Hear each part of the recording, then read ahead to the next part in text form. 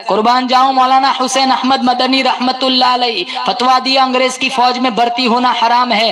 अंग्रेज गवर्नर ने गिरफ्तार किया, सामने बिठाया, कहा आपने फतवा दिया है अंग्रेज की फौज में भर्ती होना हराम है। कहा दिया क्या होता है, कल भी दिया था आज भी देता हूं, जब तक हुसैन अहमद मदनी के मुंह में जुबान बाकी है, सीने में अल्लाह का कुरान बाकी है, मैं यही कहता रहूंगा अंग्रेज तेरी फौज में भर्ती होना हराम है, हराम है, हराम है। मौलाना मोहम्मद अली जौहर कदमों में गिर गए, कहा हजरत जी बयान बदल दीजिए। कहा जौहर जौहर बयान बदलता हूं ईमान बदल जाएगा।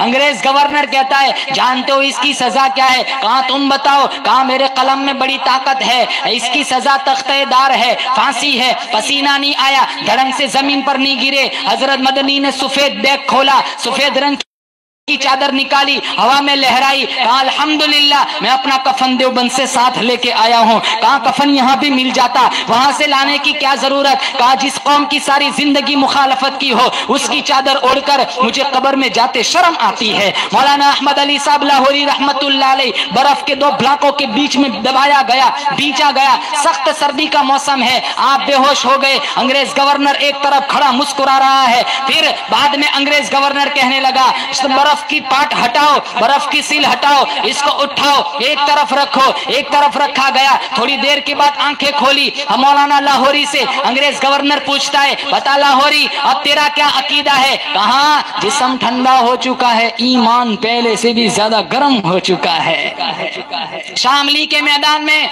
मौलाना कासिम साहब नानोतवी को गोली लगी, हजरत गंगोही पास आए, कहा हजरत क्या हुआ? कहा बाजुओं में गोली लगी है। कहा तबीब को बुलाओ। कहा तबीब को बुलाने की जरूरत नहीं है, 3 दफा नमाज वाला दुरूद शरीफ पढ़ के फूंक मारो। 3 मरतबा फूंक मारी गई, अरे जख्म तो क्या खराश भी बाकी नहीं रही।